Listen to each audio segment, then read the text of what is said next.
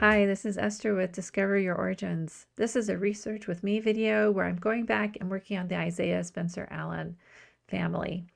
This family is a descendancy research project for me because I've got a mystery DNA match and I'm trying to figure out how they connect. I'm not really sure at this point. Everything points to them being an Allen connection, but it's still a mystery. So one thing that can help if you're working on DNA matches and trying to figure out how they connect is to do descendancy research. Now, some DNA researchers will just pick one person to do the descendancy on. So I have Isiah Spencer Allen here, and if I suspect that that match comes through one of his children, then I may only work on the descendancy for one child. I don't know exactly how this person ties in, so I'm working on the descendancy of all of these children. And let me just show you what I've been working on. And I don't know if you've ever looked at this before. So we're going to view the tree here. And I'm going to show you some of the descendancy stuff that I've been finding with this family. We don't know Isiah Spencer Allen's biological family. We don't know his parents at all. We're not exactly sure where in South Carolina he came from either. We have a suggestion, but we don't have any documentation to know for sure. But Isiah doesn't have a lot of descendants in comparison to some of the other people I've worked on my tree, born about 1800. You know, he could have as many as 3,000 descendants. And I think that number is significantly less in his case because he has children that never had children, and then his grandchildren never had children. And so there's just not as many descendants. For example, Chesley here had several children, but if you look, only William here had children, and then there's several here that never got married or had children. And then he has these two other children that had children, but Burnett, he only had 3 children. DeWitt had several, but there's few here that just never had children as far as we can tell. So you know, that just significantly reduces the potential number of descendants when you're trying to figure out descendancy. And I've worked on Lucy and Benjamin, and they only had the one child, and she never married. William, he died in 1864 as a teenager. He probably didn't have any children. We don't have any evidence for that death date, but there's just no further records of him. Darrell Thomas, he had quite a few children, and I've worked on the descendancy for that. Jonathan never got married or had children. Mary Jane and Walter Scott, they both had children, but they had children that didn't have children. So there's quite a few. You can see here Walter Scott. I've got to go through and just double check to see if maybe there, or just if there are missing records or whatnot, or missing information on these children, but it looks like they probably didn't have very many children or any children. And then Isiah Spencer Allen, he did not marry or have children. So the total number of possible descendants is pretty significantly less than others, which can make it challenging to identify how a mystery DNA match fits in. You may think it's the opposite, that it would make it easier, but in this case, I don't know, because there may be missing information. That match could tie into Isiah's siblings that are yet to be identified. And so it's still a mystery, but I'm going to keep moving forward here. So let me go back to Isiah's page and continue to try to identify as many as I can. And while I'm doing that, I'm replicating that in my ancestry tree. So here I have my ancestry tree, and I'm replicating all of the descendants and adding them and building them out on my tree. You can see here I've got Lucy and Benjamin, and this is the tree that I have my DNA attached to. So ancestry through lines could have more information for offering suggestions, and also some of their other DNA tools. It depends on having really good trees to get those hints to provide you the best possible hint. And so building out that tree is a really good tool. And I found that out was very helpful in another research project I was working on. All right, so we're going to continue on the Isiah Spencer Allen family. Now I've finished up working on Lucy. William, like I said, didn't have information. Darrell, I've already worked out all of the descendants I could find. So that comes to Jonathan. So we'll just go look at his page here. And Jonathan never got married or had children. He did take care of Lucy Allen's daughter, Mary. So he was a type of father figure to her. And let's go and look at his Find a Grave memorial. Let's get the link here. Now on the Lucy Allen videos that I put up last time, Lucy Allen had a memorial at Find a Grave that was a metal plaque.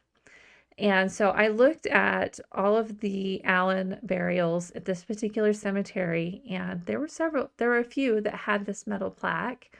And the way I figured it out is on Find a Grave, you can just click on and see more Allen memorials at that particular cemetery.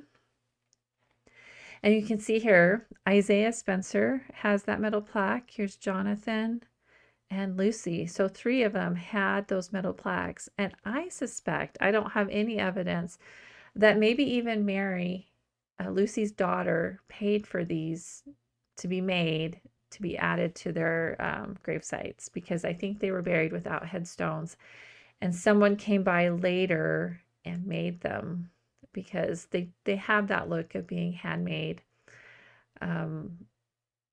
They just don't have that regular headstone. And when you look at the other burials for other people in that cemetery, they have headstones. So it just indicates that somebody came by later and made these. Anyway, it was interesting to see this. He had a nickname of Judge. I don't really know why, but that's what we know about him. And so he's got as many records attached to him as can be found. So he's done as far as can be done in Family Search. So we're going to move on to Mary Jane. Now I've already started working on Mary Jane. So you can see here I've got a record hint I need to attach. This is for her marriage to T.W. or Thomas Wesley Comer. And I've been working on the descendants here. And next up is Edward. And I have not previewed this ahead of time, so I'm not sure what I'm going to find. So we can see here he doesn't have a death date. So let's go take a look. All right, so we've got a medium quality score. I don't know if you've seen this. This is a new feature in Family Search. And it's a way to help guide you when you're working on a particular person. So this just says there's missing data, which we can see is missing a death date. We've got a few sources, just one actually. Source consistency, and nothing conflicts so far. I don't know if we can get that any better. So let's just look and see what we've got here. We've got Edward L. Comer, and his last name is spelled different from his father. His father's got 2 M's. Phonetically, it sounds the same, so not a big deal.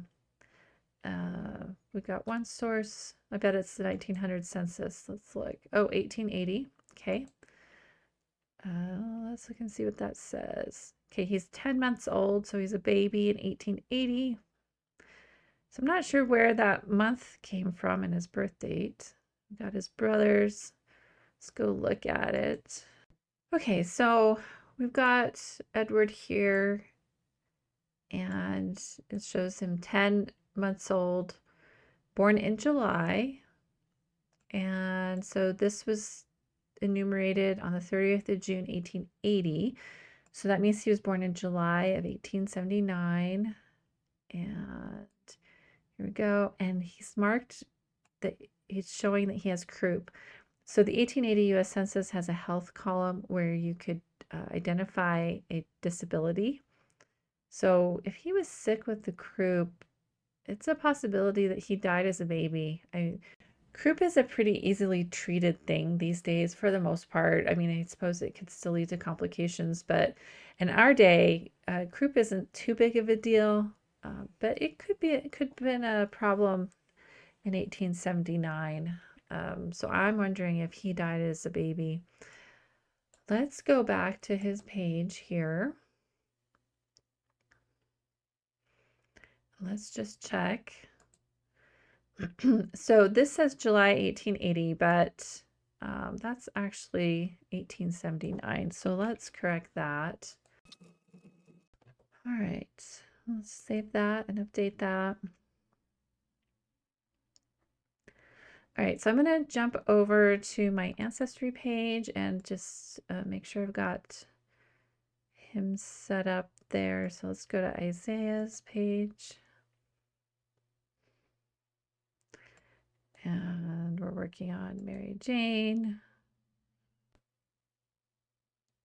And we'll go to Edward.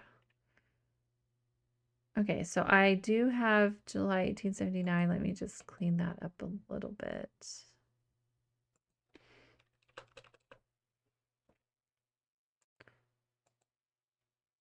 Okay, and I do have a record hint over here, so let's look and see what we've got. Okay, we have a Mr. Edward Comer in Renite City with a child. Let's review and see if we can't figure out where that is. So I don't have a subscription to newspapers.com, so I don't know if I can look at that. I would bet that's probably not a match. Let's do a search to see if we can find any other information. And he's going to be in Mississippi, so got an Alex. That wouldn't be a match. Oh, this is buried in New York, so not a match.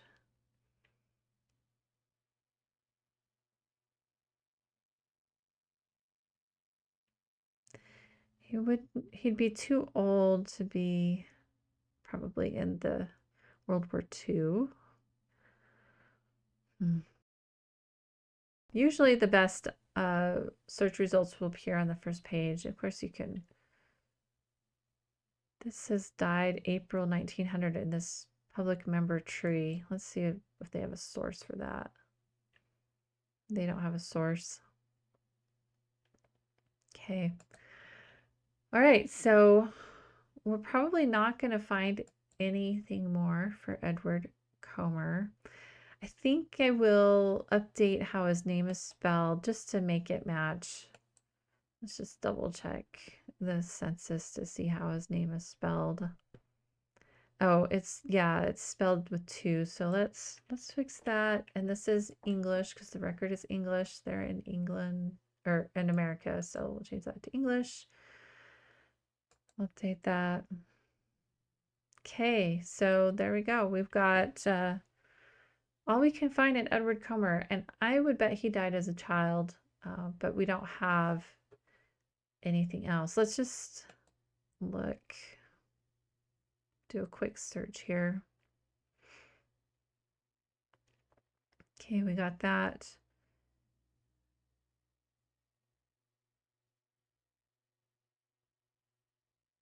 Okay, I'm not seeing anything else there that would refer to Edward, so we're gonna probably move on and work on Effie next time.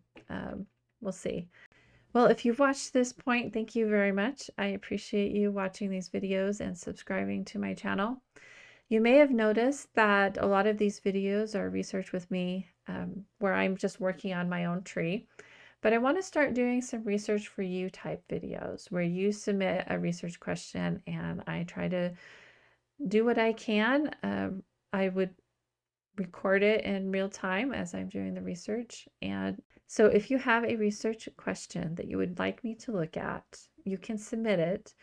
On my website, I have a contact form, but I also have a disclaimer. So I just want you to understand that I will look at your research question and I'll do my very best using best genealogical standards, but I can't guarantee that I'll be able to answer your question.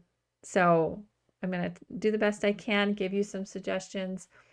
I may clean up the family search profile. I may merge duplicates. I may attach records. So if you don't want me to touch your family search profile, don't submit it as a research question. Okay. The family search family tree is a wiki style tree. So that means anybody can submit things to the tree and make changes. And like I said, I will demonstrate genealogical standards to the best of my ability. And so I'm really excited to see what kind of questions. I've already got one lined up. I'm going to leave this contact form open for a period of time, and then I'll shut it down as I work through the suggestions that are submitted. And then I'll reopen it again at a later time, and I'll be sure and announce that. But if you would like me to do this kind of work and to see what I do and what suggestions I might have for you, please submit your suggestion. I look forward to seeing what you have. So until next time, we'll see you later.